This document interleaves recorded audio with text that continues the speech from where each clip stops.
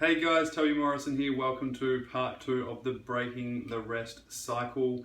So we've got here on the whiteboard some really key points that you can implement in your life straight away, no matter where you're at as well. You know, this is an individual kind of race, and this shouldn't be a competition or a comparison between oneself to another, and also to your old self and your new self. And that's probably one of the key things, is acceptance. And you'll see lots of videos on my YouTube channel about that. It's even the first chapter of my book, Chronic Fatigue Syndrome: A Guide to Recovery.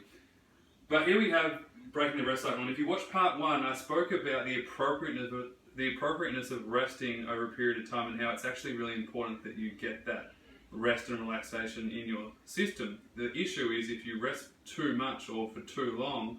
I have so many clients who call me and saying, the doctor told me to rest for 6 months and then I will get better, but I'm not any better, I'm actually worse. And the reason why is because on part 1 I explained that your muscles decondition, which creates a lot of weakness within your body. Your immune system lowers because it's out of whack. If you're resting all the time, your body doesn't know what time of day it is. You know, if you're sleeping throughout all the day, then it's going, okay, well it's daytime when it's actually nighttime. It kind of gets confused. Then your digestive system gets out of whack, then your mental emotional health's not fantastic, and it's just a vicious cycle and circle that you can go in. So, hopefully you watched part 1. In part 2, when we break the rest cycle, when we realise that, you know what, it's time for me to do something, and that I can actually do something. And I always say to my clients, start with something that you think you can do, even if it's at the smallest amount, even if it's like 1% of what you think you can do. I always say start safer than, you know, be bold and brave, because it's not about being bold and brave, it's about being smart and effective. And when you're smart and effective, you'll get better results over a period of time. So the first thing is, when you're breaking the rest cycle, you want to get into a good routine and structure. Now that really means a good routine and structure within your sleep cycle, so what time you go to bed, what time you wake up, and also your meals throughout the day. So I'm going to have breakfast at, you know, let's say 9 a.m, lunch at 12:30, and dinner at 6:30. When you have those meals set out, your body and your brain starts to realise, okay, this is the time that I'm supposed to be awake. This is the time that I'm supposed to be doing stuff. And of course, there's periods in that day where you can actually factor in your rest. So your routine and structure has to factor in your sleep, your daily rest, and your daily activities. Like I said, it'll vary from person to person. So it might mean for one person, it might mean reading a chapter of a book per day. For another person, it might be sitting up out of their bed for 30 minutes at a time. For another person, it might mean going and seeing a friend, or going socialising, or even going to their work or their part-time university degree, you know, for a couple of hours per week. Just depending on your situation. Some people, if they're highly functioning, they might be working full-time in this situation. Appropriateness. This is what I always say to people. Start with what's appropriate for you, not what you think is right. Just start with what's appropriate. Now, what we mean by appropriate is that it's not too much or it's not too little. But I'd rather you start with too little and build up safely and effectively, rather than, you know, do too much and go, I can't do it. It's too hard. It's too scary. I'm feeling worse. It's not working for me. And that's the problem that is usually the case with exercise, is that it's just wrongly prescribed. It's not that it's bad for you, it's just that it's wrongly prescribed from someone who probably doesn't understand your situation, and you may have not you know, factored in your nutritional plan, your digestive system health, and also your mental emotional health, because that can have a huge toll on your energy levels. As we know, if we're stressed out all the time, it's causing huge burnout through the entire body. So appropriateness is key. Now, just because I'm saying that you can break the rest cycle doesn't mean you don't have to rest. It means that you have a balance of rest and play. Now, play is obviously activities as well as formal or informal exercise or movement. For some people, and this is what I suggest initially, start with restorative stuff.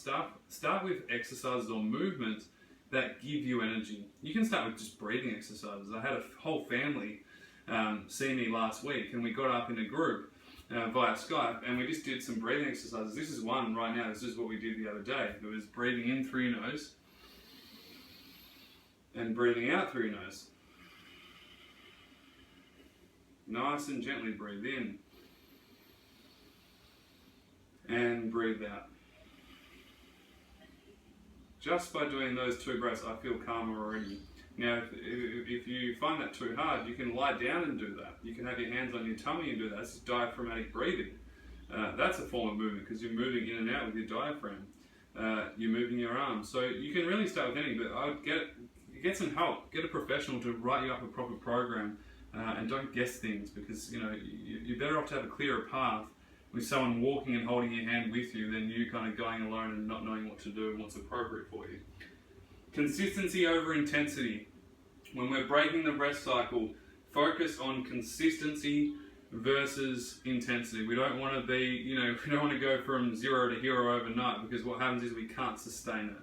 We want to be able to do things that are sustainable for us over a long period of time, and really what happens is we build up over here. So we start here, we're consistent, and then we manage for a little while. We progress, then we manage for a while, and we be consistent, and we progress and we manage. These are stepping stones for you. What I don't want to see is you start here and you go, okay, I'm feeling really good today, I'm going to do all of this, X, Y, Z, and then I'm going to feel really crap the next day. We don't want to see any spikes, okay? Sure, we can have spikes here and there, and that's not an issue. It becomes a non-issue as you get healthier anyway. But initially what you want to do is make sure it's safe and effective. You just do what you can do and what you think is appropriate for you.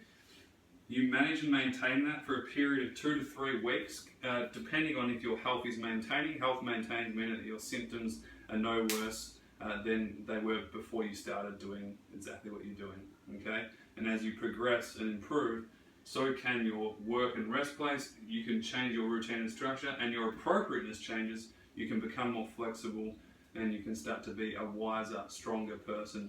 I hope that helps. For more information, go to www.cfshealth.com. We have a nutritional coach, we have a movement coach, and we also have a holistic program that you can follow at your own pace, which is currently in 34 countries, which is pretty awesome. All the best for now, and I'll speak to you soon. Take care.